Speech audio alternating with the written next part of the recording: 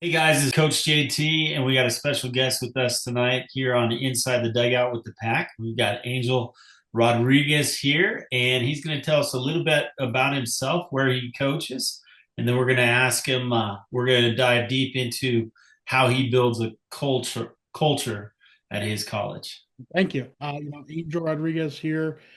Going on 8 years of coaching now. So I think every time I think about how long it's been, I feel older and older. But um, I started off, with some travel in high school, and then made my way. Had an opportunity to head over to the collegiate area. Currently doing Salem Community College, a JUCO Division II program in New Jersey. And it's been an honor and blessing so far. I'm heading into my fourth year there, so continuing to build and do things there. But you were able to kind of bring that program back. One thing many people don't know as we really dive into it, but they haven't been around since the early 2000s. So it's an athletic program and softball program that really had a hiatus of not being around. So it was great to kind of jumpstart that back up after COVID, and see that program now do well. Where we are now.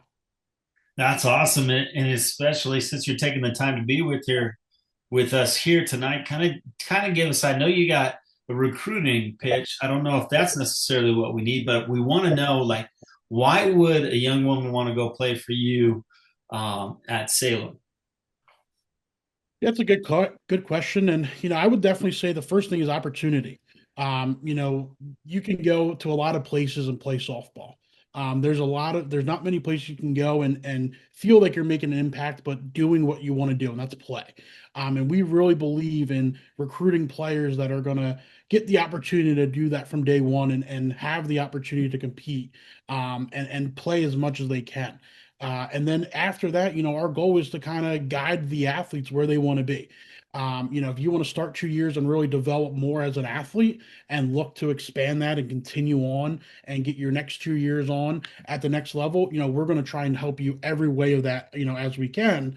And then on the side note, sometimes we get athletes that, hey, coach, I want to play just 2 more years. I really like the sport. I really love being a part of a team and competing. And then after that, I think I just want to do my academics, and we're going to support them there too. It doesn't just stop with like, hey, if you are, don't want to continue being an athlete, we're not going to think about you, right? So I think kind of both things, going somewhere where you're going to feel valued and wanted, but also pushing you to that next level, on and off the field, is what we strive to do, and support those athletes in that. And sometimes some players, want to have that experience. We have a really good out of state roster right now, and we've had that for the last couple years since we started. And a lot of that again is opportunity. Coming to a college for a cheap education, very affordable, a quality education, and then using that power now to go and transpire, into your next stage. And any way we can do that, we're going to help. So on top of that, I have to say we have, probably everyone probably says this, but I really do have some of the best assistants that probably make me look a lot better than I am. But they are truly the power behind everything we do. Nice. So tell us a little bit about the location. So you're in New Jersey? We're in New Jersey, yeah. So we're in Carneys Point, New Jersey. It's about, almost as far down south as you can get in New Jersey. It's a very small area. I think that attracts a lot of people too. You're going to a place where you're not going to be overwhelmed or, looked at as just a number in a classroom, a number on the field.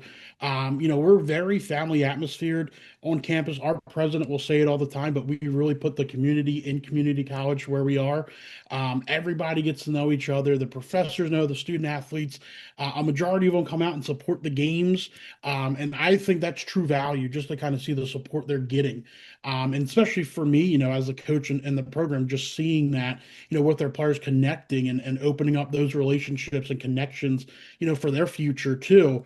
And not many places you're going out where, your president of the college is a strong supporter, going to your games, trying to do whatever they can to increase the athletics and the community as a whole. So a lot of good things happening around campus. We're adding a football team. So the second JUCO football team on the East Coast right now in New Jersey. So a lot of good things happening that I think people are going to start taking advantage of for sure. Yeah, I love that. I think a lot of times when I'm talking to the girls and coaching my travel ball teams, their biggest fear is leaving home. And it seems more so with the girls than the boys. The boys are like, I'm out of here. See ya. Peace. There's a few of them that aren't like that, but the girls like to be a little closer to home. But what I found is when they're traveling, because we're in Colorado, right? So that's quite a ways from us, New Jersey. But when they travel that distance, if it's to a place where it's a community type feel, where they're feeling like they're going from their family at home to their family at school and on the field, that's real important and can really help in that recruiting process. Yeah, yeah, it definitely can. And I think that's why I go back to having a roster with a mix of kind of some locals and some out of state. When they're coming in, they're realizing, hey, there's eight more other athletes here that are out of state that are doing what I'm doing. And that kind of builds that connection too. Like, hey, like, how are you making this work? And how do you feel like you left home and you're, two states away from where I am? How did that go? And a lot of the times they feel a little bit more comfort in that too, knowing like, okay, like, you did it and you're doing well and you love it. And I have to grant it, our players do a really good job of talking to incoming athletes too and letting them know about the schedule and how doable it is and the living space. We actually had, just I currently still have someone from Colorado, and her sister joined us last year, graduated. So very well familiar with getting some West Coast players too. So that's always a good thing. But again, to your point, being far away, are you going to see yourself here? And I think once they get started, they realize like, all right, this is pretty easy. Yeah. Yeah, I love that. So tell us a little bit about your journey into the college ranks. I know you mentioned it briefly at the very beginning, but I think it's pretty cool that you started in travel ball or you started in high school? Yeah, so I started off in travel. I did the go back and try to coach baseball and see how that goes, and started off with like a JV high school team. Went back to where I went to high school, and I'll tell you, it was just slow. I think I just enjoyed playing it, but coaching it, I don't think it was for me.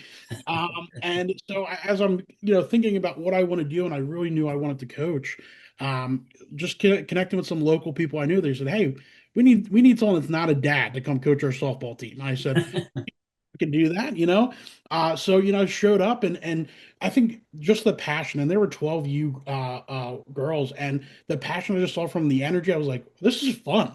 I said, I think this is where I want to be. And then that just kind of exploded into this whole new world of get into travel and do this, and so many good families and players that you get to meet along the way. And then that just opened up avenues to get into high school. And I wanted to learn more. So I'm like, okay, what's the next step? Like, where can I go to really dive into knowing more about the game and getting involved? So I went through the, education. That's where I went to school. I went to school for education. So kind of got into the teaching realm that kind of guides you right into coaching at some point. So it's just a really good avenue. And truthfully, my road to collegiate softball was just a chance. I realized like, hey, look, I was doing this for quite some time. So what is the next challenge I can get into? And there's an opportunity to start a program from scratch. The college had posted it up there, and I said, why not? Let me just apply, let me interview, see what I can learn and do. And at the time, our previous athletic director and our current athletic coordinator who interviewed me, they were just like, we can see like you want this, like you can get this started. And that was their biggest thing was we need someone that knows how to recruit, is going to be on the forefront and really lift this off. And I'll tell you, it was challenging. I walked in and there was a cage where the equipment was, and there was about a bucket of balls and a tee. And the athletic director at the time said, "What do you need to get started?" And I just said, "Everything." So it was like, where do I start? And I was like, okay, I said, let's do this. I said, let me, really dive in. And I think travel helped with the connections of the majority of like, okay, I had a good foundation of different families and athletes I knew. Let me try and pitch them first. Let me get accustomed to the college area, have to know about the school, got to know the programs, got to meet some staff. So it was a lot of just kind of like taking more in and receiving information and just asking questions. And then I kind of laid out a forefront of like, okay, this is going to be the pitch. This is what I can see here is what is going to get the athletes to get here. It was just all about recruiting. So that was the toughest part. But we were on everything, any recruiting site from field level to NCSA to word of mouth to local coaches to going to clinics and just meeting players. And then going to different like coaching, talking chats or communications, anything I can get to learn from other people. I really dove into to try and like, okay, maybe I can use a little bit of this and use that. A ton of Zooms. I couldn't tell you how many Zoom calls and phone calls I did to this day. more than I should be. But it was awesome. I mean, just kind of answering questions from athletes, trying to get them to, know what we have. And I think the good thing was we were a new program. So some student athletes took that as like, hey, this is a great opportunity. I'm going to go. There's no players in front of me. I'm like, hey, you're pretty much the forefront. We can get you in here. You're playing 50 games. We're getting 50 games on the schedule.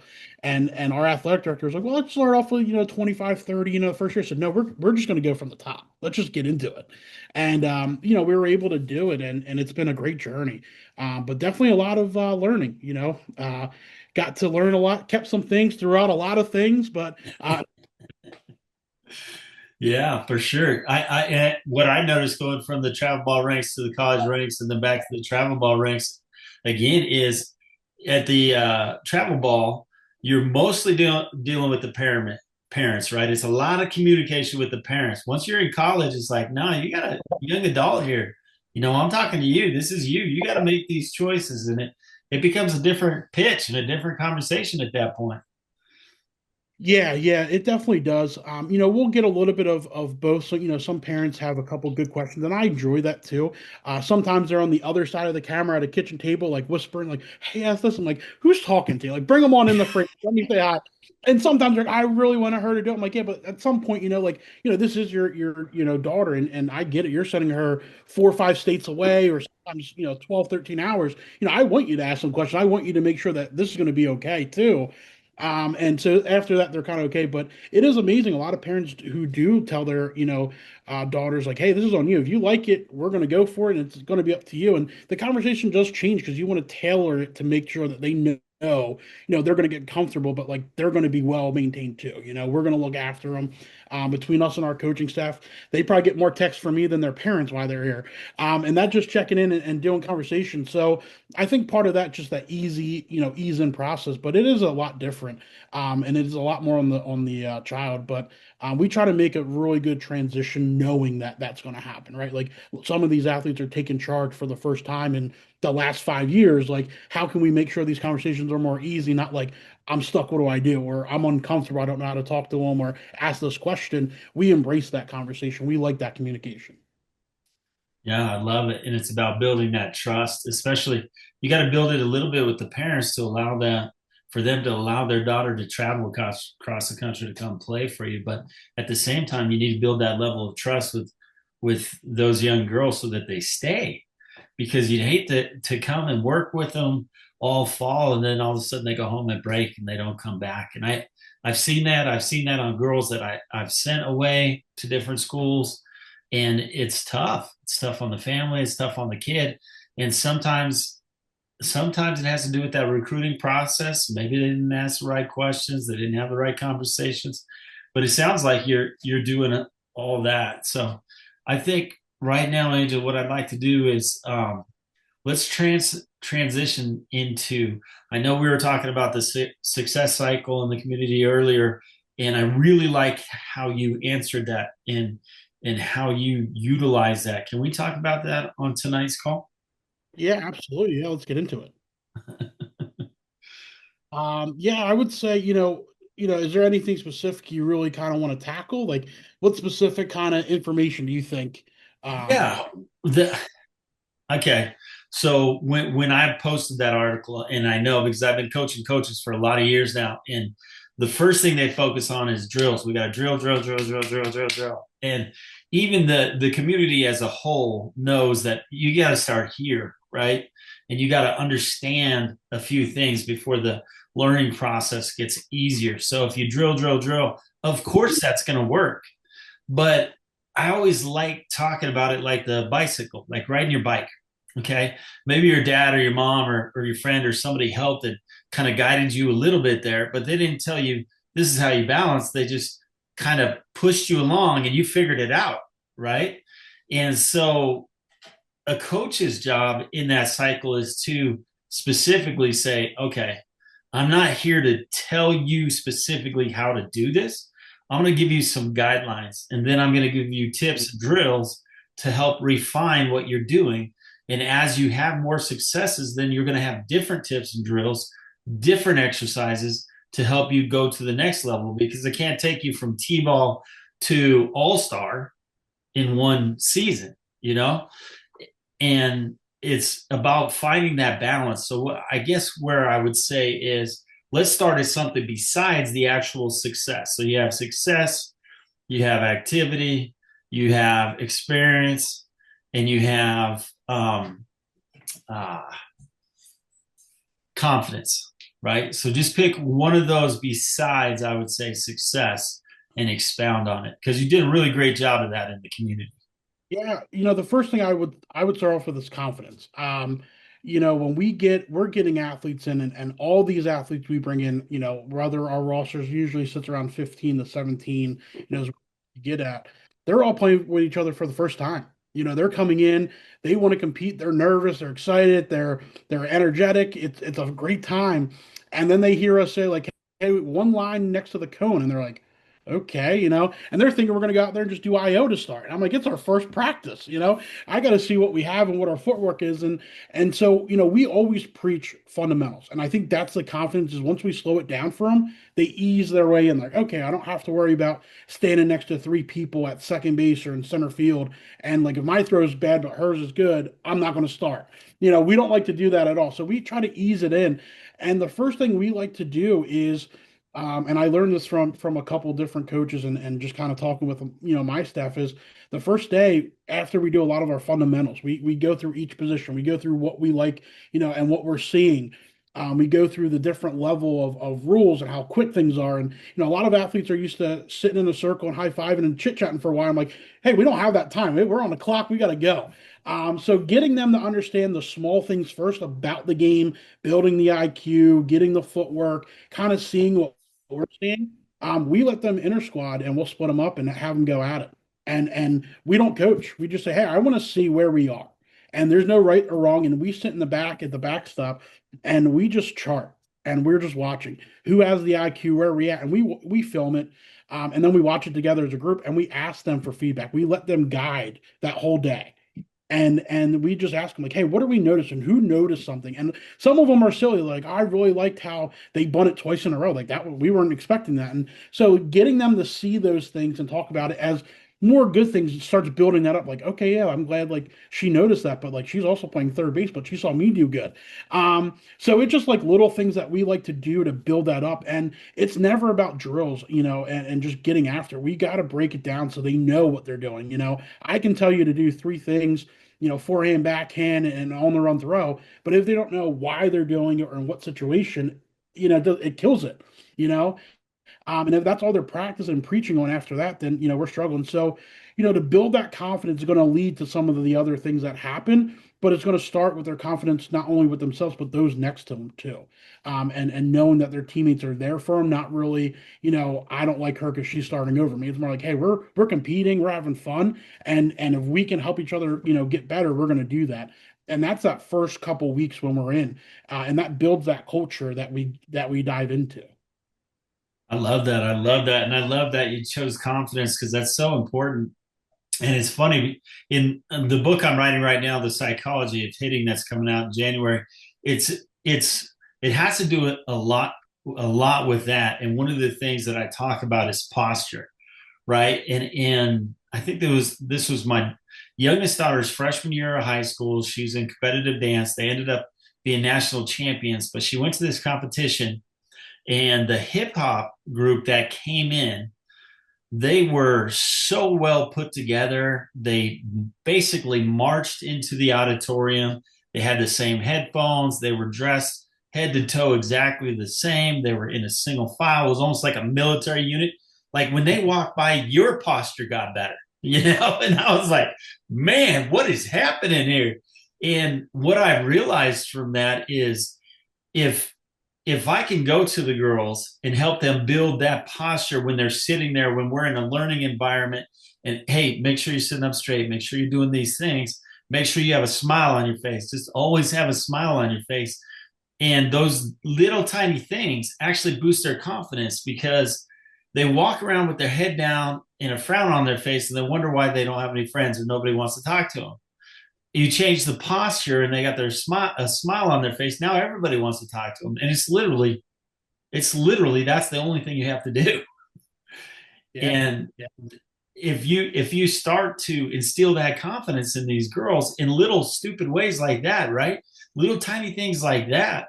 The uniform they wear, the way they line their bags up, all of those things are little tiny things that you're thinking, how does this affect their playing? But it does. It absolutely does. And it's just part of that cycle. If you find a way to boost their confidence at all, 100% they're going to play better. Yeah, and especially in this game, you and I both know, and all the coaches know, this is you're in a game of failure. You're going to do it.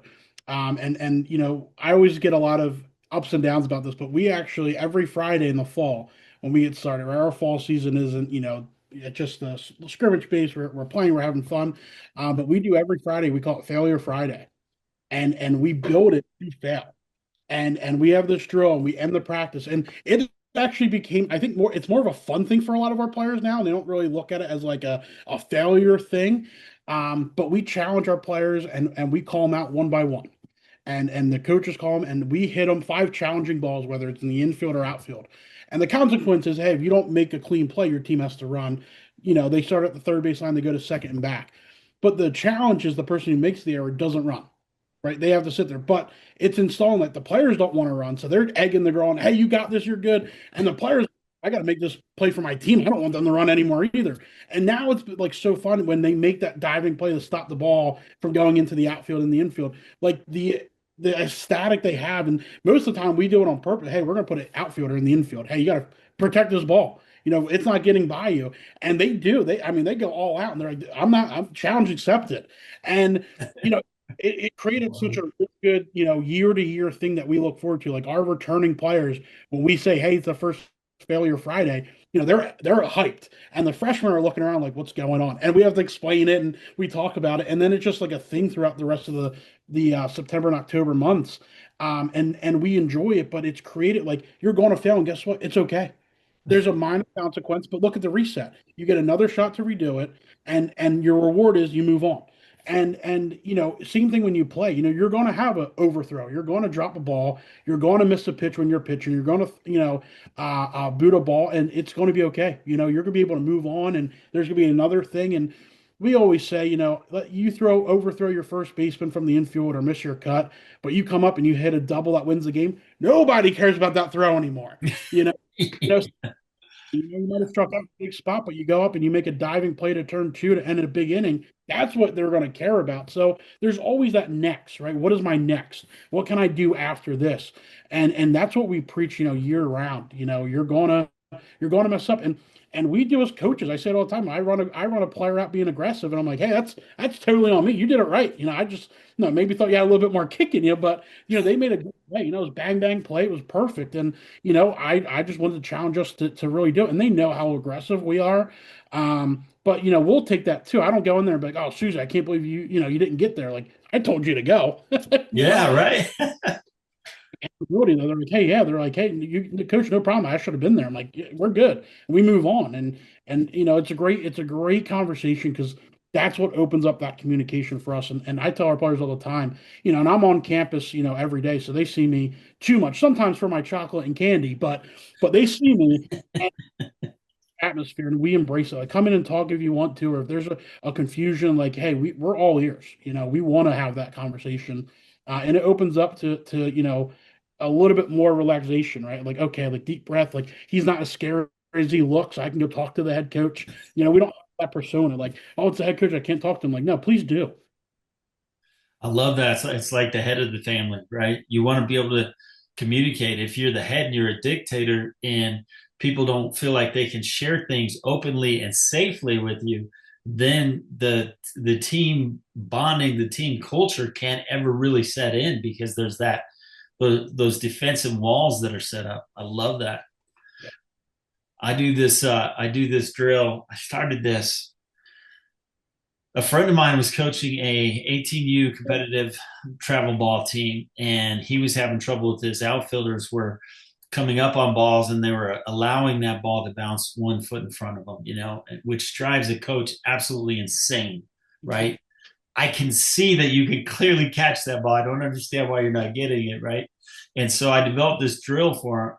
for him I called the no-fly zone. And I said, but you gotta get excited about it. And he said, well, can you come out and run it for me? And I said, sure. So we went out there and then in the outfield, and I give this big old speech about the outfield grass. It's the no-fly zone. You just cannot let a ball touch this. If it touches the grass, it's an explosion. The game is over. Everybody dies if the ball touches the grass. And then I go out there, and these girls at first are a little slow, and they're coming up on the ball and they're letting it bounce. And then I make a big deal of it. I'm like, oh my God, your teammate just died, and we have a girl drop and all this. And then when they do, by the end of practice, they're diving and catching everything and all this stuff. And I'm like, see, you didn't believe you can make those plays, and you just did it 10 times in a row. And they look back and they say, oh my God, and it's little things like that that are, you think, that's so crazy, JT. I don't understand how that works, but who cares if you understand how it works or not? Just any way you can get them competing and seeing that they're better than they are, because they've always got more than they think. And you as a coach, if you can just find a way to coax that little bit extra out of them, man, over the last 25 years, I've seen some incredible things, man. Incredible things. No, that's very true, and when it correlates in a game too, I think showing that energy they love. We had a couple where our center fielder made a great play, in October, nice dive. We didn't think she had a shot. I'm like, we're getting ready to yell 3-3-3 out of nowhere. She makes a diving play. And we erode it. And I think like the players like, you guys are more excited. I was like, because we worked on that all week. I was like, it's like we can do it, like just let it go. And that like just opened up. Like after it was like play after play. I'm like, what did we do? But that's the contagious part, right? You do it once, you're like, all right, that's nothing. Yeah, no, I love it. I love it. I still play ball myself. So I play on three men's leagues and three separate teams. And we were playing, and I was pitching, and it was in the bottom of the ninth, 2 outs, and there's a runner on third, and I've not given up any runs, right? It's like 9-0, so it's not close, but I haven't given up any runs. And I throw the ball, and there's a lazy fly ball to right field. And I look at my right fielder, and he lets the ball drop 1 foot in front of him. And I'm like, know the situation, bro. So they scored 1 run. I strike the next guy out, but I'm like, seriously? So How could you let that drop? they kill one of our guys, man. What are we doing? Oh, I love and when you're a pitcher and you see your defense doing that behind you, changes everything. It Yeah. absolutely changes everything. Gives them the confidence that, hey, I can mess up on a pitch and it's going to be okay because they're going to make a play. Yeah, yeah, yeah. There's no doubt, and we have that too. We talk to our pitchers because sometimes I even tell our pitchers too, like, hey, that you might miss a pitcher, or you might have had the best pitch, and they might have just had a step late, but your energy feeds off of them too. I've had pitchers in the past where it shows like they're so mad. I said, I know you're mad, but you're gonna need her again because that ball is gonna go right back there. And so sometimes their demeanor changes a little bit. Okay, you're right. And then they go and when they make a big play, I'm like, you better be the first one to high five them now. So just I think, but again, when we do a lot of those team and competitive events that are just kind of trusting each other, I think that just kind of goes like unnoticed now, right? Like there's not much of a hang your head or like, oh, she should have had it. It's like, hey, you got the next one. I got you. Like you're gonna get this one right at you. And sometimes the ball does. We know the ball finds you. As soon as you put the head down, that ball is coming right back to you. And we Oh say it yeah. all like, here it comes, coming right back. And you better be ready. And then all of a sudden the line drives, they're like, oh my God, it came right back to me. So I told you. It's a funny game, man. Oh yeah. It's funny how that works, and it always works. I was watching the Denver Broncos play the Packers yesterday, and it was interesting to watch because I'm always, as a coach, trying to see what's happening, right? So you watch Bo Nix. He didn't throw any interceptions yesterday, but he he made some play, and I don't remember what it was. Or no, one of his receivers dropped a pass, and I think it was Cortland Sutton, who normally catches everything. And you saw him on the sideline. Bo Nix was saying, "It's all right, buddy. whatever. And then they pan over to the Packer sideline, and you see Love sitting over there, and his defense gave up a touchdown, and he puts his head down and pulls the towel over his head and stuff. And it doesn't matter at that point what you say to your defense because you just showed them. Behavior is the highest form of communication. So if you're a pitcher on the mound and somebody drops a ball and your shoulders drop and you put your head down or you act pissed off, that's telling your teammate more than talking to them, hey, I don't have confidence in you, right? And that will and I've been doing this long enough to know that certain pitchers I put out there, the defense doesn't play as well behind them. And I guarantee you that's why. Mhm. Yeah, yeah, there's no doubt. And it's funny you brought that up because we always challenge our players and we watch it too, with ourselves. But I tell them to watch as much sports as you can, and especially when you're watching when you watch softball, and just listen to the commentators. They're so good at breaking things down. We challenge when Division 1 is on and you can watch on ESPN now, which is phenomenal, and you can really watch these games. I just tell them like listen to the announcers too. I mean, they're so well educated, and when they break it down, it's like, okay, that's it. Or when they're looking at a breakdown of a swing or why this defense was doing this, I said you can learn so much from other teams.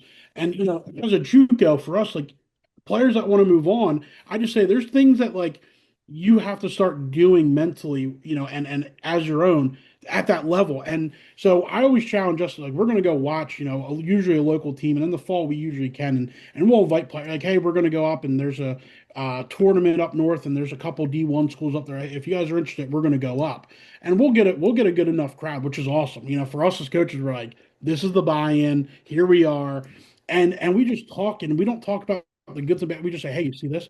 And we were sitting in the outfield, and it was funny because we were with a couple of our players, and they just said they're like, wow, they talk every play, they're moving, and I said naturally. Like they're not. No one's telling them to do it. No one's telling them. They just do it on their own. I said, and that's where we have to get to, and we know it, but it's like we're shy to do it. And then when they start doing it on their own, like, oh, I want to get there, and I don't communicate, so I better start. Um, it's amazing. He said like, and you can hear them. We're right on the fence. Like you can hear the whole conversation, and they're telling her like, hey, I don't know all the names, but hey, actually, I'm a little bit more towards the line, talking to center field and left field, and so now the center fielder knows like, okay, ball in a gap, I probably have a little bit more room to go get it. The outfielders, letting the infielders know, yo, I'm further back to the fence, so shallow ball, right? You have an option to also get it, and our players are like in shock. They're like, wow, this is like good communication. I said, this is like nothing, like this should happen all the time. And I think when they see it from others and they see it to where they know they want to get to, it starts changing them a little bit. And our assistant coaches laugh at me because when we came back, we had a scrimmage that weekend, and they're talking to me like, Coach, what did you do yesterday with them? I said, just watched. We just watched was amazing what they pick up. But we tell them all the time, even baseball. We'll watch baseball. I mean, swinging is almost relatively the same. Listen to the game and listen to how they break it down, and you learn so much. And that's where we challenge them. Like, especially at this level, it's not really just you just show up and play. You have so much more you time as a collegiate athlete. It's different than travel sometimes in high school where you're playing 2, 3 days, in a row or 4 games in a day. We could go 2 days without playing. What are you doing in that time? We can go 3 days sometimes. And so like what you're doing is you're trying to learn more with your IQ.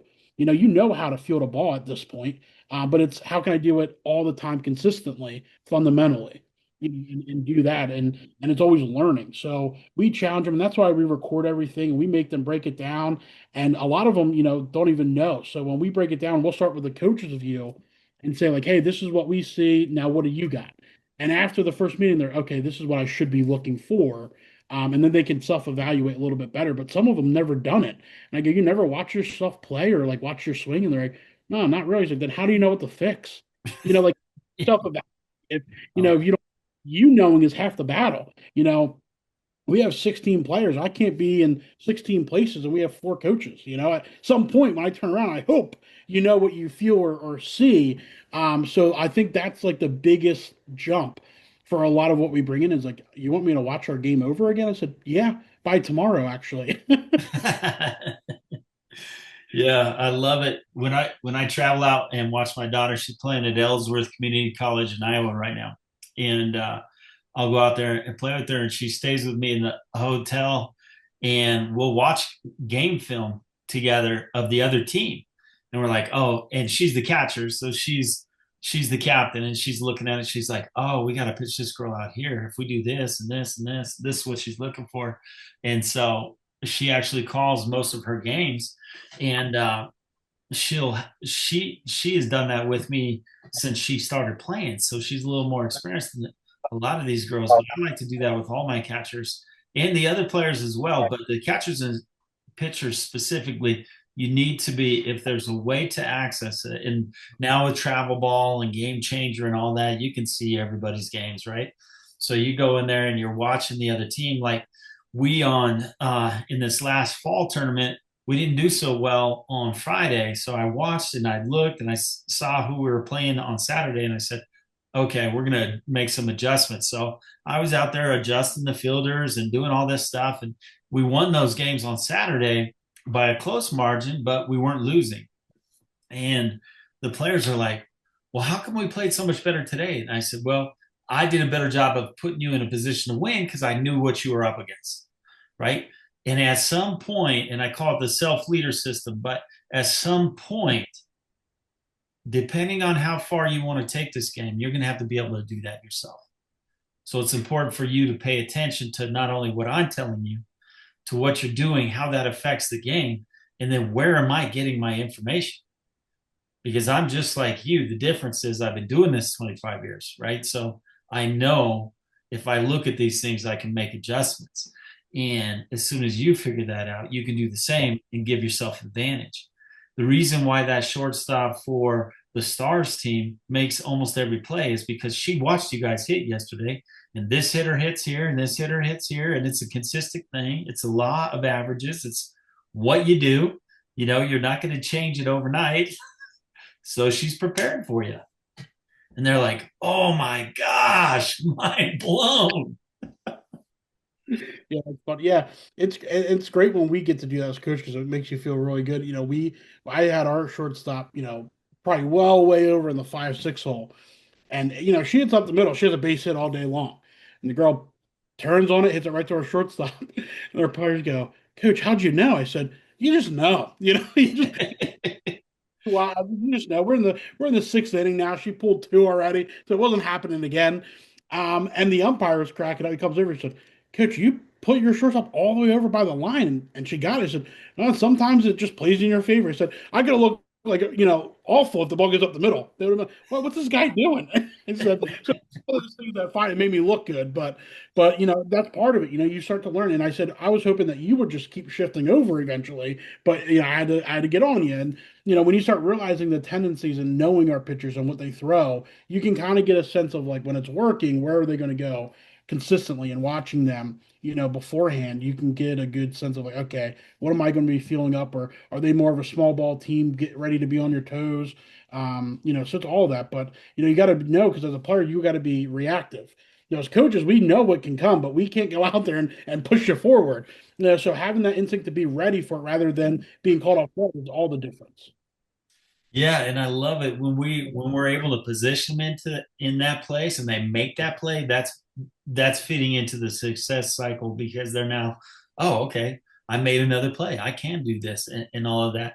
And it drives me crazy when we teams come into our academy from rec ball, right? And they're making the transition to travel ball and they come into us because we're so development focused and they're like, we need to figure this out. And you look at it and everybody is in a static position every reset, every pitch, they're in the same position. I'm like, wait a minute, guys, you haven't adjusted at all. This batter has pulled four balls to the left side, and your first baseman's a foot off the line. Like, what are we doing here? Yeah, but I think again, and everyone's different. I know there's so many, nowadays there's so many different travel balls, so many different coaching styles, and we preach that to our players when they come in too. Like, hey, look, I'm not going to say what who you've been to has been wrong, but I'm going to have to adjust a little bit. We're big with our hitters. I always tell our hitters we're not going to change much what you're swinging, but we're going to definitely tweak it to what's best for you, and what we're noticing because at this level they're going to know, your weakness pretty early. We get our players there. Coach, I really hate the outside. I said, no, no, no, no. You're working on the outside. You say you hate the outside. I can tell you right now, you're going to get three pitches outside every time. I can tell you right now, it's because it's what we would do as coaches. Like we know, like, hey, this girl has not hit outside. We're going to attack it until she hits it. And so I always try and switch even that wording. Like I hate, no, you don't hate. You're working on it, right? We're getting there because you're going to be able to hit that pitch. We're going to get you there. And so eventually, when they do it, and then they do it in a game, they just kind of look there. I know. Look, you did it. Now you like the pitch, don't you? And so just that verbiage too. But when we come in, it's always that like, I have a hitting coach. I just said, look, that's great. I'm not gonna down that. But now you're with us 6 days a week. So we're going to know your swing more than anybody else other than you. And our job is to fix it so you can compete where we are. And every area is different. You're going to see sometimes more spin than speed. You're going to see more spin or more speed than spin. You're going to see more off speed.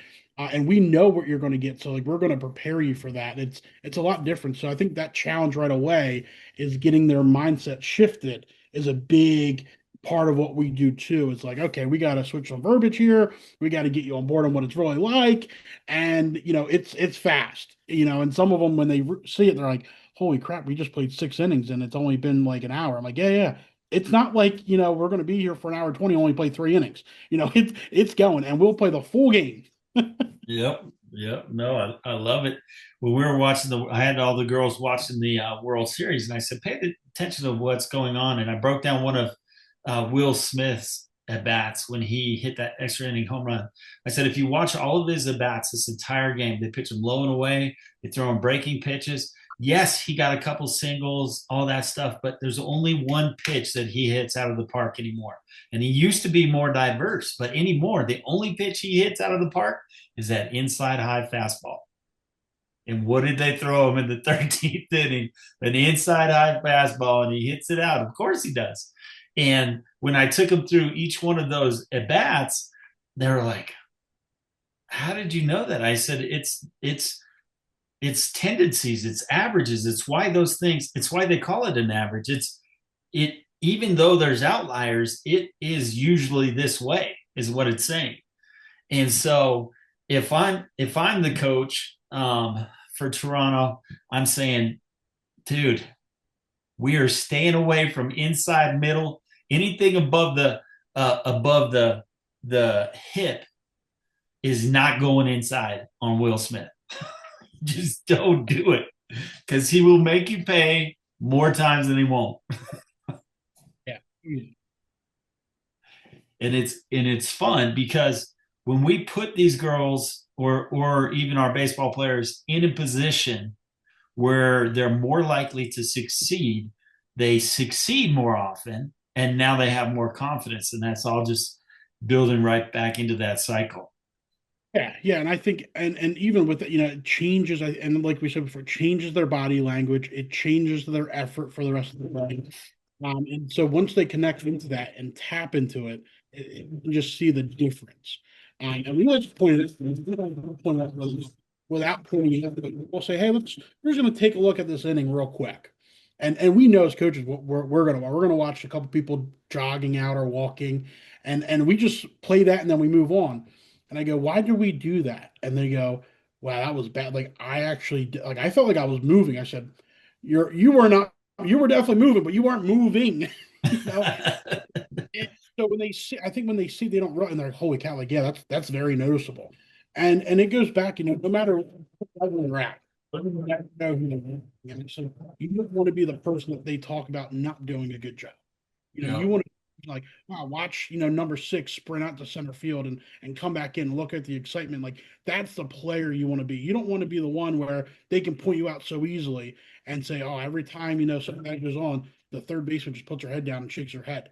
But then you're the person that comes up and strikes out. And so it's like you can't be both things. And so when they start seeing it, they're like, wow, that's embarrassing. I'm never doing that again. Yeah. And it's a quick turnaround, it's a quick learn. But again, it allows them to really ramp up that intensity, right? Like, hey, we got to make sure that our experience and everything we're doing is good, but also our body language and everything matches what we're doing. And it shows. You can see the team that down that bad six with them the rest of that day. And it just, I would just say it's a bad thing after bad thing. So just, you got to have a quick reset. You got to get there with your teammates and just move. And easier said than done, but I think after you do it for so long and you have the group around you that is like there too, it just goes by a lot easier. Yeah, I love it. Well, this has been fantastic. We're about out of time here, Coach. So I wanted you to just one kind of wrap it up into the last little piece of advice you have for this community, and then at the end of that, if you want to share any information about how people can get in contact with you, if they've got players, there are a lot of high school coaches, a lot of travel ball coaches in the community that would probably love to send their girls your way, I would think. Yeah, absolutely. Well, number one, it's been a pleasure. This was awesome, and like I said, I think more coaches, I hope more, and any way I can help, please let me know. But this is a great tool. I would say, as coaches, you want to learn as much as you can, and doing things like this and being connected in the coaching community goes a long way. And I'll say that for myself too. And I love learning. I always just say I'm not going to be a better coach if I don't learn, right? So there's always something, as coaches we can learn too. But the biggest thing to kind of clear up is just know that you're being watched as a coach too. And I say I'm a leader not only with our players, but my assistant coaches as well. I'm also trying to teach them, and I love getting them involved. And I'm a very hands-on coach, and anything I can get them to do better, I try to. And I want them involved, and they're doing communications, and they lead some practices, and I want them to be valued. I'm not the main person or the only voice. Like, hey, I have three other coaches for a reason. I want to use them. Hey, tell me what you can do. Show me your skills. And hopefully maybe one day if they want to be a coach, I know like, hey, I did my job too. Even for them. So, just as a coach, you're being looked at from these athletes, and they're looking, right? They want to see consistency with you too, and holding everyone accountable. And I say that from your best player to the one that comes in off the bench, they all are the same. And once you do that, your program will change forever. And I stay true to that. I always just say every year, returner or not, you're competing for that spot. And it's a competition every day. But holding them accountable truly will show the respect that they want. And when they see you hard on the person that has the highest batting average or the most strikeouts, and the person that maybe doesn't, their respect goes to another level, and that really buys them into your program. And just make sure that the fundamentals are there because they're going to need those more than any drill you can do. Fundamentals are key, so they're going to do that at this level too every day. And there's a reason why we call them every day is because we do them every day. Um, but yeah, it's been a pleasure. Feel free, phone or email's easiest. A Rodriguez at salemcc.edu is my email. My phone number, 856-812-8490. Reach out anytime with a question, a quick phone call. I'm available. I said earlier in the talk, I'm on my phone a lot more than I should be. So I'm probably going to get back to you pretty quickly. And if anything, you can check out our page at salemcc.edu under athletics. Take a look at our team. We have a lot of out-of-state athletes. So anyone that's looking to maybe get away or experience it, even for 2 years, have them come out and try it out. But we're always looking for that next athlete to come in and change our program. Last year we had a student athlete from Missouri came in was the All-American in Division two JUCO. First time in our program, being back in 4 years, and now she's up at Stony Brook playing at D1.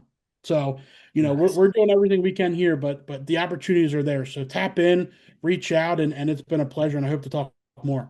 All right. Thank you. Thanks so much. That's it for tonight with this episode of Inside the Dugout with the Pack. Thanks for being here, Coach. We loved it, and this is valuable information. If you're out there listening to this, make sure you get in touch with Coach and send your girls out his way.